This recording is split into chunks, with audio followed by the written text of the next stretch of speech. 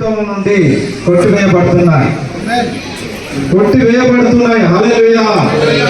ఎప్పుడు ఎవడైనా క్రీస్తులో ఉండడానికి ప్రయత్నించినప్పుడే కొట్టివేయబడతాయి.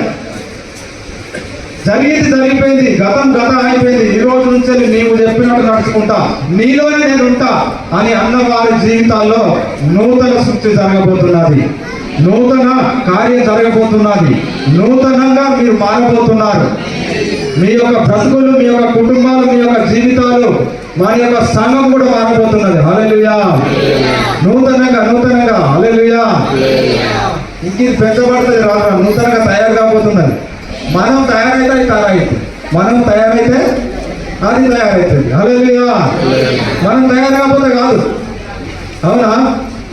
కాగా ఎవడైనా క్రీస్తునందున్న యెడల వాడు నూతన సృష్టి, పాతవే గతించని, ఇదిగో కొత్తవాయను, కొత్తగా తయారు కాబోతున్నావు. కొత్తగా నీ జీవితము కాబోతున్నది, కొత్తగా నువ్వు మలుపు తిరగబోతున్నావు. క్రీస్తునందున్నట్లు ఈ రోజు చెప్పబడినట్లు, మలాకి గ్రంథంలో చెప్పబడినట్టు అవన్నీ పాటించు, నీ జీవితమే మారబోతున్నది. ఇదే రోజు ఇదే నెలలో మళ్ళీ నువ్వు చూసుకుంటావు.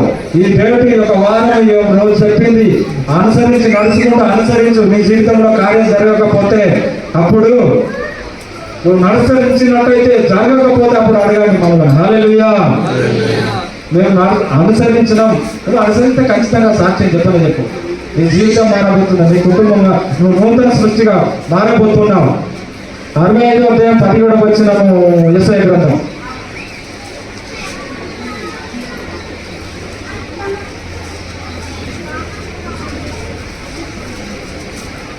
65:17. ఇదిగో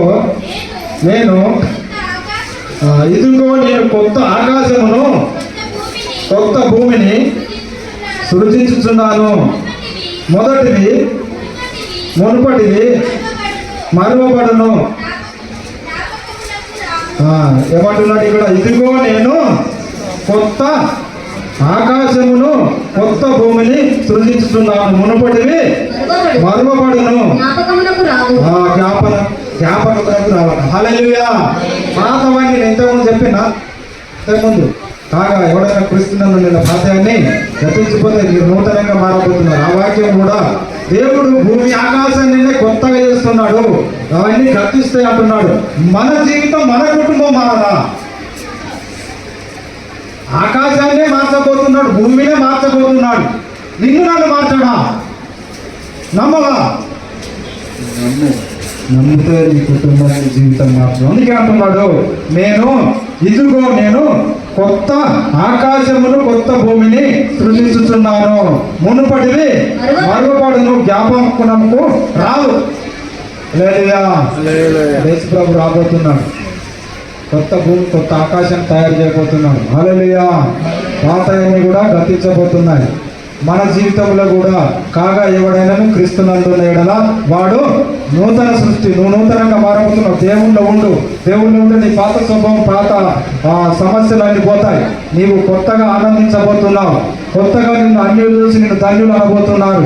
దేవుని నమ్మని ప్రజలు చూసి నిన్ను ధన్యులు అనబోతున్నారు. అలాంటి స్థితిలోనికి ప్రతి ఒక్కరిని నడిపించబోతున్నాడు. హల్లెలూయా. ఎవరైతే దేవుని నిబంధనను, దేవుని యొక్క ఆజ్ఞను, దేవుని యొక్క చింతాన్ని చేయాలని తపన కలిగి, ఆశ కలిగి, ఆయన యందు గురి కలిగి ఉంటే, క్రీస్తునందు ఉన్న యెడల ఖచ్చితంగా నువ్వు దీవింపబడతావు, ఖచ్చితంగా నువ్వు ఆశీర్వదించబడతావు. సామెతల గ్రంథము 19వ అధ్యాయము 16వ వచనం. సామెతలు 19:16. ఆజ్ఞలను గైకొనువాడు, ఆజ్ఞలను ఇక్కడ కూడా లాస్ట్ కూడా వాక్యం ఇచ్చింది. ఫస్ట్ వాక్యం ఇచ్చింది, చివరి వాక్యం అయిపోతున్నది. ఎవరు కూడా మరి అనాలోచన ఉండకండి, వినండి. ఎవడైనా ఆజ్ఞను గైకొనువాడు తన్ను కాపాడుకొనువాడు, తన ప్రవర్తన విషయమై అజాగ్రత్తగా నుండువాడు సచ్చును. హల్లెలూయా. మరి అన్ని రెండింటిని కూడా మన మీద పెడుతున్నాడు. నీకు దేవుడు ఏమంటున్నాడు? నేను చెప్పిన ఆజ్ఞలు గైకొను, నువ్వు కాపాడబడతావు. లేకుంటే నీ ప్రవర్తన విషయంలో నువ్వు జాగ్రత్తగా లేకపోతే నువ్వు చస్తావు అంటున్నాడు. దేవుడు వాక్యం చెప్తున్నది. అందరు బైబిల్ చూడండి, చదవండి, నేను చెప్పేది కాదు.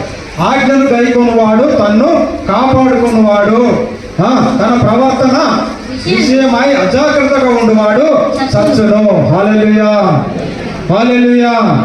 దేవుని విషయంలో, దేవుని మాటల విషయంలో నువ్వు జాగ్రత్తగా ఆజ్ఞలు గైకొని ఎడలా నీవు బ్రతుకుతావు, నువ్వు ధన్యుడవని, నువ్వు నూతన సృష్టి, పాతవి గతించబోతున్నాయి. ఏం అట్లా చెప్తారు, మనం చేయకపోతే ఎట్లా, అన్ని ప్రవర్తన ఇట్లా మార్చుకోకపోతే నువ్వు దేవుణ్ణిలో బ్రతికుండు కూడా నువ్వు మృతుడవే, చచ్చిపోకుండా నిజంగానే చచ్చిపోవు. అప్పుడు ఆదామవ్వలు పనులు తిన్నప్పుడు చచ్చిపోయిరా, కానీ ఆత్మీయంగా చచ్చిపోతావు. దేవుడి ఆనందం అన్నది, దేవుడి సంతోషం అన్నది, దేవుడి గురించిన జ్ఞానం నీలో ఉండదు, దేవుడి వాక్యం అర్థం కాదు. నువ్వు చచ్చిపోయినట్టుంటే ఏమో అర్థం కాదు, ఎంత చెప్పి నీకు అర్థం కాదు, నీ హృదయం కఠినమైపోతుంది. అట్లా నువ్వు చచ్చినట్టు ఉంటావు, బ్రతికుండి కూడా మృతుడవే. హల్లెలూయా. తన ప్రవర్తన విషయమై అజాగ్రత్తగా ఉండువాడు సచ్చును. తన ప్రవర్తన విషయంలో మనం అజాగ్రత్తగా ఉండకూడదు, మనం జాగ్రత్త కలిగి ఉండాలి. రోమపత్రిక 2:7 2:7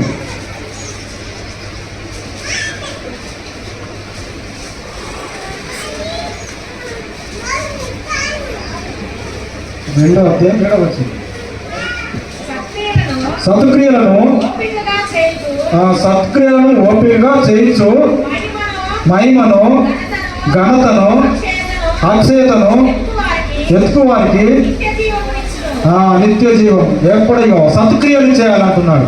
ఇక్కడ ఏమంటున్నాడు, ఆజ్ఞలు అన్నాడు అక్కడ, ఇది ఇక్కడ సత్క్రియ అంటున్నాడు. ఆజ్ఞలు గైకొని వాడు తన్ను కాపాడుకోండి అంటున్నాడు. అంటే మనము ఆజ్ఞలు గైకొనుతూ మన సత్క్రియలుగా ఉండాలి. హల్లెలూయా.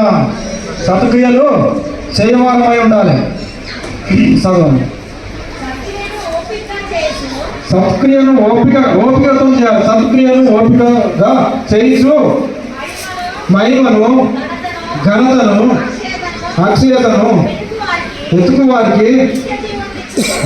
మహిమను, ఘనతను నువ్వు వెతుకుతున్నావు, కానీ సత్క్రియ చెయ్యి. సత్క్రియ చేసి ఆయన ఆజ్ఞలు గైకోను, ఆయన ఆజ్ఞ ప్రకారంగా నడుచుకో. నువ్వు బ్రతుకుతావు, నీవు మరి నిత్య జీవం పొందుకుంటావు. నీవు హల్లెలూయా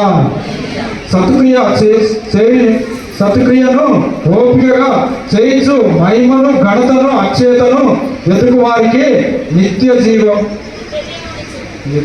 ఇచ్చిన. హల్లెలూయా. లేస్తే సంతోషమే, పొద్దులకి సంతోషమే, రావటికి సంతోషమే, 10 రోజులకు కూడా సంతోషమే. దినదినము నువ్వు బ్రతుకుతావు, నువ్వు దేవుళ్ళు ఆనందిస్తావు, దేవుని ఆత్మను పొందుకుంటావు, దేవుని కృపను పొందుకుంటావు. కాగా ఎవడైనా నువ్వు క్రీస్తునందున్నాడలా నూతన సృష్టి, నూతన బలం, నూతన శక్తి పొందుకోబోతున్నావు. ప్రార్థన చేసుకుందాం. ఇప్పుడే మనం దేవుని నుండి శక్తి పొందుకుందాం, దేవుని నుండి బలాన్ని పొందుకుందాం. దేవుడు మనం నూతనంగా పక్షిరాజు ఎగురున్నట్టు మనం ఎగురాలని దేవుడు కోరుకుంటున్నాడు.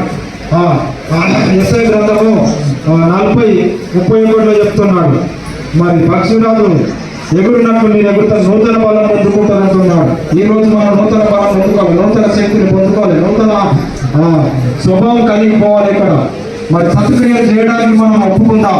నీ క్రియలు ఎలాంటిగా ఉన్నాయో, మన ప్రవర్తన అజాగ్రత్తగా ఉంటే స్వస్థం అంటున్నాడు. మన అజాగ్రత్తగా ఉంటే మనసు మార్చుకుందాం. హల్లెలూయా. దేవుడు నుండి ఏమి రాదు, జీవిస్తున్నావు అన్నట్టే కానీ, క్రీస్తు బిడ్డవని అనుకుంటున్నావు కానీ, బాప్తిసం తీసుకున్నావు అనుకుంటున్నావు కానీ, ఆత్మ పొందుకున్నావు అనుకుంటున్నావు కానీ, భాషలు మాట్లాడుతున్నావు అనుకుంటున్నావు కానీ నీ జీవితంలో, నీ కుటుంబంలో దరిద్రత పోగట్లేదు, నీవు ఆనందించట్లేదు, నువ్వు సంతోషించడం లేదు. చర్చికి వచ్చినప్పుడే సంతోషిస్తున్నావు, మందిలో ఉన్నప్పుడే ఆనందిస్తున్నావు, ఇంటికి వెళ్ళినట్టే నీ దుఃఖం నీకే, నీ బాధ నీకే, నీ ఏడుపు నీకే.